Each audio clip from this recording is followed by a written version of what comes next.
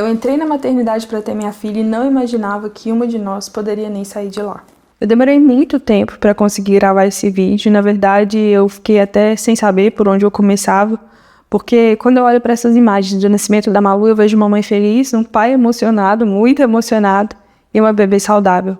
Só que o que ninguém imagina quando olha essas fotos é que poucas horas depois eu achei que uma de nós duas talvez nem saísse do hospital. E eu nunca contei essa história completa, nem no Instagram, nem nos shorts, nem para muitas pessoas que são próximas, mas hoje eu quero abrir meu coração e contar exatamente tudo o que aconteceu. Sem romantizar, mas também sem esconder o quanto isso tudo foi difícil. Porque talvez a minha história ajude alguma mãe que possa estar vivendo alguma coisa parecida, ou só sirva para lembrar que às vezes a vida muda completamente em questão de horas, e foi exatamente isso que aconteceu comigo. Quando eu engravidei da Malu, eu imaginava que o meu maior medo seria o parto. Eu pensava na cesárea, na anestesia, como que seria segurar a Malu pela primeira vez. Só que nunca passou pela minha cabeça que o parto seria justamente a parte mais tranquila da história, porque o verdadeiro pesadelo começou depois. E para vocês entenderem isso, eu preciso voltar algumas semanas. A minha gravidez, ela foi de verdade uma gravidez muito tranquila. Claro, assim, que no comecinho eu passei por uma fase, assim, difícil, de muita ansiedade. Quem me conhece sabe que eu sempre fui uma pessoa muito ansiosa. A médica me recomendou que eu começasse um tratamento, e no início eu fui bem resistente porque eu tinha medo que isso pudesse trazer algum problema para Malu. Eu achei que eu ia conseguir lidar sozinha, mas quando eu tava mais ou menos com 2 meses de gestação, eu percebi que não dava. Eu pesquisei muito antes de aceitar tomar qualquer medicação, queria ter certeza que realmente era segura pro bebê, né? E quando eu entendi que era uma medicação compatível com a gestação, eu resolvi começar o tratamento.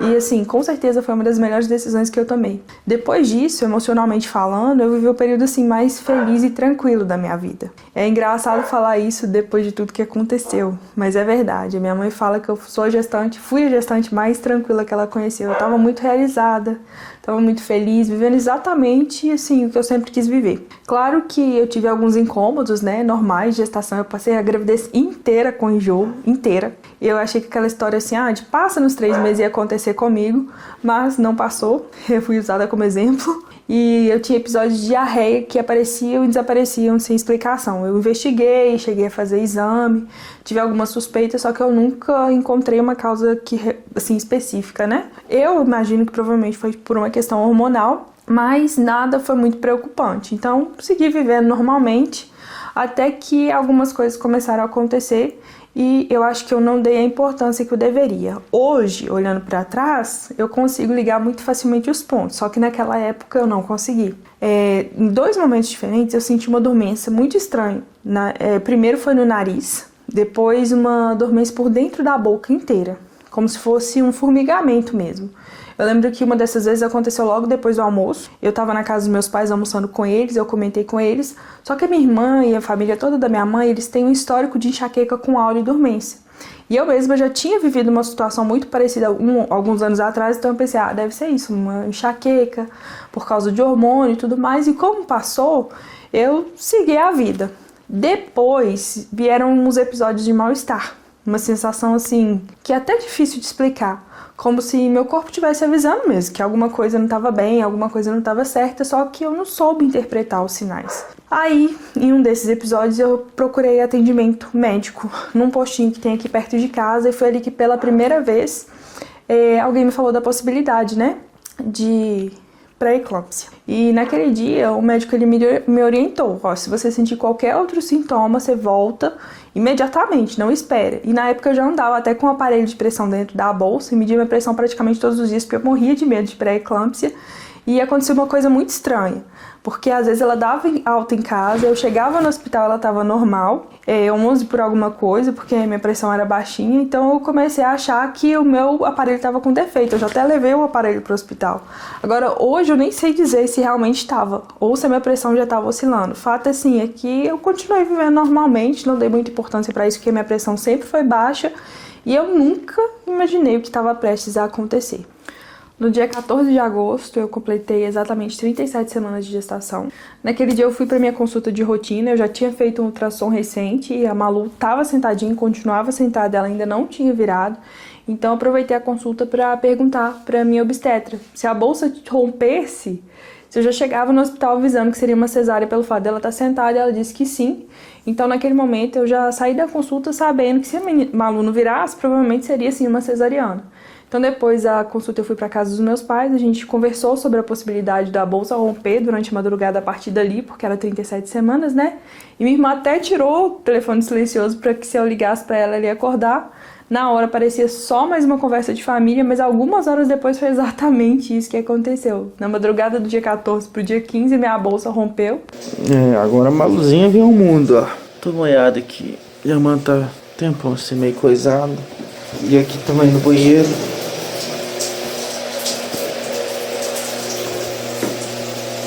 Agora ela vem. Eu lembro, assim, da emoção daquele momento, é aquela sensação de pensar assim, chegou, falei com o Guto, bora conhecer a Maria Luísa? A gente arrumou tudo, foi pra maternidade, as malinhas já estavam prontas, né, então a gente só colocou no carro. E é engraçado, né, que era um momento que eu imaginava durante 9 meses e quando finalmente chegou, parecia completamente diferente do que eu tinha imaginado. Eu cheguei no hospital um pouco antes das 3 da manhã, a bolsa já tinha rompido, a Malu continuava sentadinha, não tinha muito o que esperar. A gente só aguardava a equipe para fazer a cesárea, né, dar o tempo também de jejum. E uma coisa curiosa é que eu nunca entrei em trabalho de parto, até hoje eu não sei, assim, o que é sentir contração forte, que as mulheres descrevem, eu não faço ideia do que é isso. O máximo que eu senti foi uma cólica bem fraquinha, mais fraca ainda do que cólica menstrual. Realmente eu não vivi essa parte. Mas enquanto eu esperava, eu tava muito nervosa, não sei se toda mulher fica assim.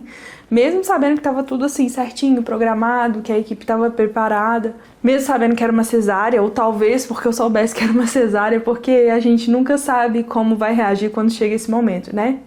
Pouco depois a Miriam, uma amiga que me deu de presente o serviço de doula, ela chegou e eu sou muito grata por ela estar ali. Na época, o Guto e eu, a gente tinha uma preocupação, porque como ele é fotógrafo, o nosso sonho era que ele registrasse nesse momento. Só que, ao mesmo tempo, ele estava vivendo um momento também delicado de saúde e a gente tinha medo de ser forte demais para ele. Então, a Miriam acabou registrando praticamente tudo e o Guto conseguiu viver esse momento como pai. E eu sou muito grata por isso, porque realmente ele aproveitou como pai, não precisou ser fotógrafo. Quando chegou a hora de entrar para o centro cirúrgico, eu confesso, assim, que bateu um frio na barriga, acho que foi um momento de maior ansiedade, assim, da minha gestação inteira. Mas, assim, nada me preparou para aquilo que eu sentiria na cesárea, né? Muita gente me falou que não dói, realmente pra mim não doeu, mas ninguém me contou como que ela faz a gente se sentir, né? Porque é muito estranho você perder completamente a sensibilidade de uma parte do corpo e mesmo assim sentir que tem alguém mexendo em você. Eu não sentia dor, mas meu corpo estava sendo movimentado. É uma coisa estranha, assim, de explicar. A sensação que eu tive, eu sei que pode parecer uma comparação um pouco estranha, mas foi como se meu corpo não fosse mais meu. Eu falo que eu senti que eu era um pedaço de carne no açougue. Me sentia totalmente entregue à equipe, muito vulnerável, sem conseguir controlar absolutamente nada. Depois da anestesia, eu comecei a sentir um pouco de mal-estar. Não era dor, como se eu estivesse ficando distante. Eu sentia como se eu estivesse ficando distante, assim. Até falava com a anestesista que minha audição estava diminuindo, meu ouvido estava tampando, a sensação que eu tinha que eu ia desmaiar. Eu falava com ela, ela aplicava alguma medicação que eu não faço ideia do que seja. Alguns segundos depois eu melhorava. E isso aconteceu algumas vezes durante a cirurgia, mas mesmo assim foi tudo muito rápido. E então chegou um momento que eu esperei durante 9 meses, a Malu nasceu. Uma coisa que as pessoas sempre perguntam é sobre o choro, né? As pessoas comentam muito o choro do neném. Na verdade, a Malu nem chorou, eu fiquei um pouco preocupada por causa disso. Mas logo em seguida ela deu um espirro e eu lembro perfeitamente disso, então eu fiquei até aliviada. Porque na minha cabeça o neném tem que nascer chorando para ser considerado saudável, né? Mas logo eu fui tranquilizada e hoje eu acho até engraçado lembrar, porque ela nasceu e foi logo espirrando. Eu falo que é isso que ela puxou de mim, porque é a cara do pai.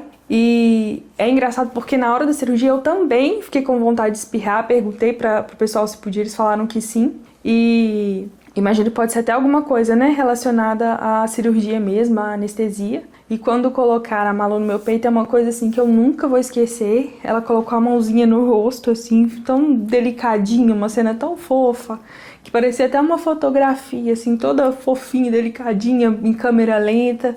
E ficou assim, gravado pra mim na memória pra sempre. Tenho foto também, tô colocando aqui. E de cara eu já pensei, gente, ele é a cara do Guto. Foi a primeira coisa que passou na minha cabeça. E eu só fui reencontrar ela depois na sala de recuperação. Mas aconteceu uma coisa que eu nunca tinha ouvido ninguém falar. Eu ainda tava muito grogue, eu imagino que por causa da anestesia.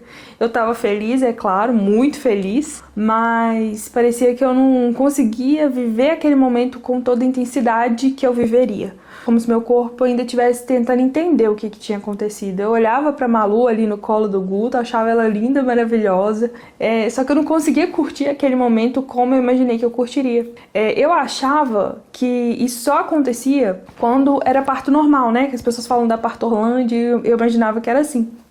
E eu sei que hoje, assim, era natural que eu ainda tivesse sobre efeito de medicação, exausta. E quando a gente foi pro quarto, eu tinha certeza que o mais difícil tinha passado. A cesárea tinha sido tranquila, a Malu parecia que tava bem. Eu tava me recuperando melhor do que eu imaginava. A minha cirurgia praticamente não doeu. Eu levantei, assim, pela primeira vez sem grandes dificuldades, porque todo mundo fala, né, da dor intensa que é levantar a primeira vez depois de uma cesárea. Eu pensei, nossa, graças a Deus deu tudo certo, muito tranquilo. Eu realmente acreditava que no dia seguinte a gente ia pra casa, só que foi exatamente aí que a nossa história mudou completamente. No dia seguinte ao parto, assim, eu acordei feliz, cansada, claro, né, mas muito feliz, aproveitando ao máximo a Malu comigo. A minha recuperação da cesárea estava muito melhor, assim, do que eu imaginava.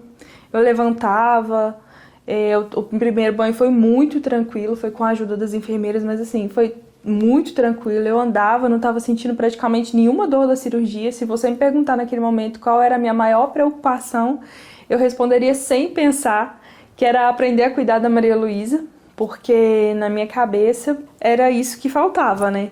Só que enquanto eu estava preocupada em aprender a ser mãe, o meu corpo já estava começando a mostrar que alguma coisa não estava bem. A minha pressão ela começou a subir.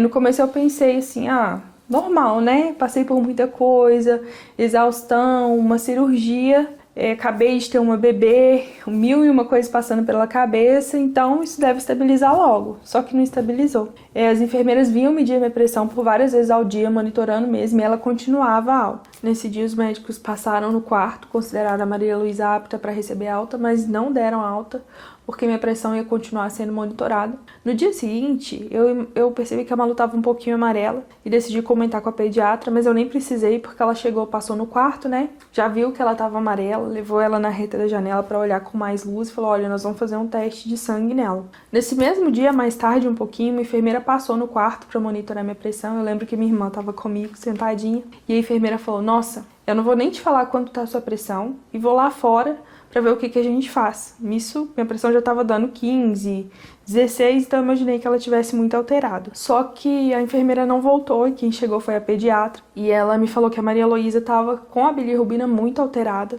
Ela estava com uma icterícia muito forte. A bilirrubina dela estava acima de 20. Nessa altura, eles considerariam até uma transfusão de sangue do corpo inteiro, caso a fototerapia não desse certo. Então eles começaram nesse mesmo momento, assim, foi ela me falar e o pessoal já vinha com o equipamento para poder fazer o tratamento de fototerapia na Maria Luísa. Ela me informou que era um tratamento intensivo e que eu não poderia tirar a Maria Luísa dali para amamentar, eu não poderia tirar a Maria Luísa dali para poder trocar a fralda, ela teria que ficar ali. E caso não desse certo, eles acompanhariam nos próximos exames para decidir os próximos passos. Me informaram 1 milhão de consequências graves que a Maria Luísa poderia ter, inclusive correr o risco até de vida. E quando a enfermeira que tinha medido a minha pressão voltou, ela voltou falando que tinha saído justamente para pedir para a pediatra não me dar notícia naquele momento, porque minha pressão estava 18 por alguma coisa, não lembro ao certo, mas eu sei que ela estava muito alta, ela nunca teve tão alta. E eu já estava fazendo esse ponto uso de antihipertensivo, mas eu sei que esse foi um dos momentos mais difíceis para mim, assim, na vida, porque foi nesse momento que eu imaginei que eu nem a Maria Luísa poderíamos sair vivas do hospital.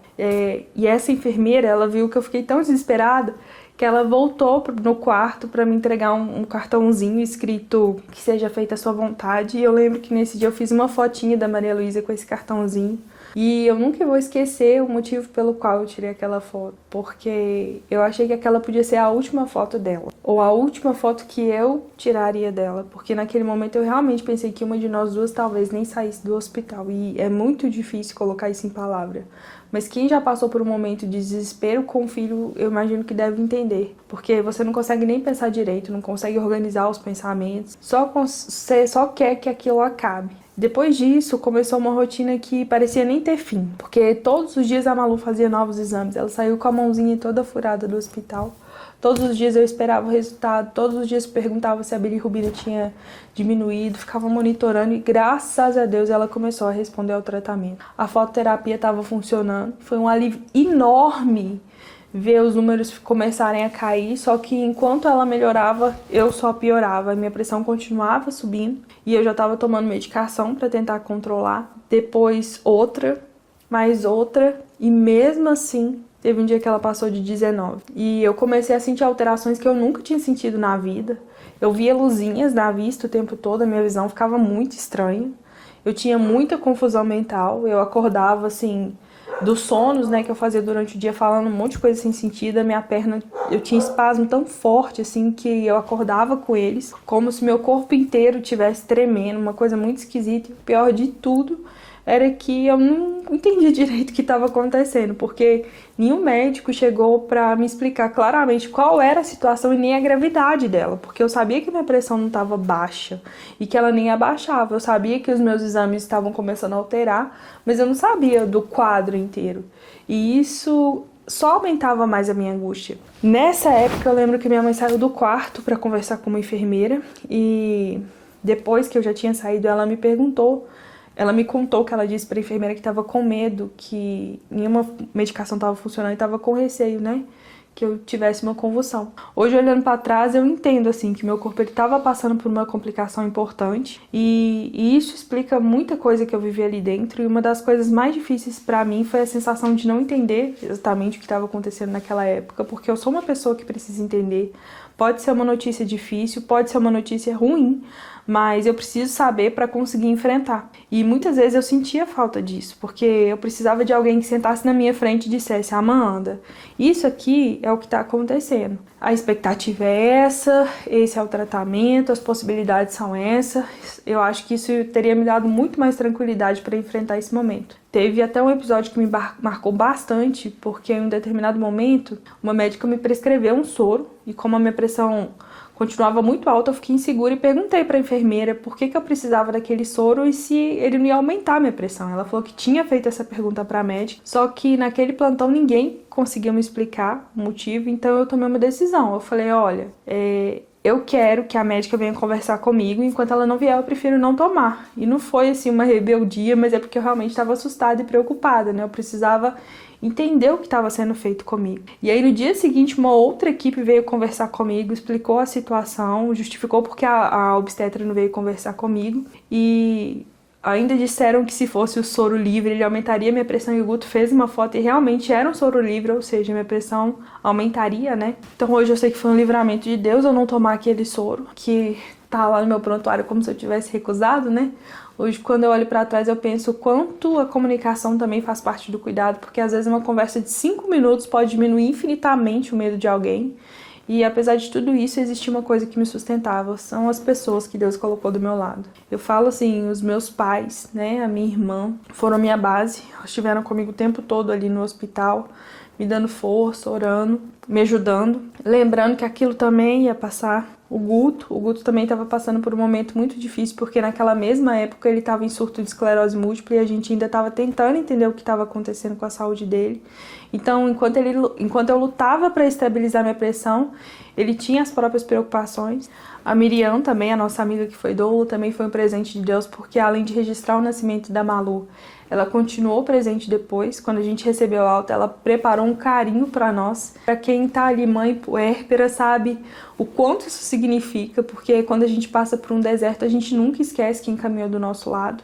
Foram 8 dias de internação, 8 dias assim, que pareceram um campo de guerra, pareceram meses. E no dia 23 de agosto a gente recebeu alta finalmente. Eu nunca vou esquecer da sensação de sair daquele hospital, mas também nunca vou esquecer de outra sensação, porque eu entrei na maternidade completamente saudável e saí hipertensa, tomando 3 medicações só para controlar a pressão. Isso para mim foi muito estranho. Eu entrei pensando que eu ia ter uma filha e saí tentando entender quem eu tinha me tornado depois daquilo tudo. A cesárea, que era o meu maior medo durante a gravidez, foi a parte mais fácil de toda a história. Quem realmente precisou se recuperar foi o meu coração literalmente. Se hoje eu pudesse voltar no tempo e conversar com a Amanda grávida, eu não diria pra ela ter menos medo, não. Eu só diria, confia. O milagre não era uma promessa de que você não passaria pelo deserto. O milagre era que Deus pisaria esse deserto inteiro com você, e foi exatamente o que aconteceu.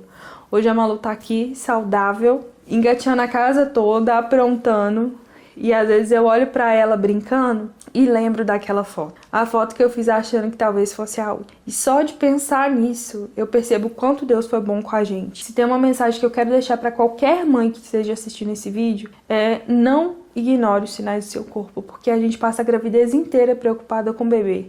Mas cuidar de você também é cuidar dele. E se alguma coisa parece errada, procure atendimento. E principalmente, não ache que a pressão alta depois do parto é uma coisa boba, uma coisa simples. Porque eu descobri da pior forma possível que não era. E se você chegou até aqui, primeiro eu queria te agradecer, de verdade, de coração.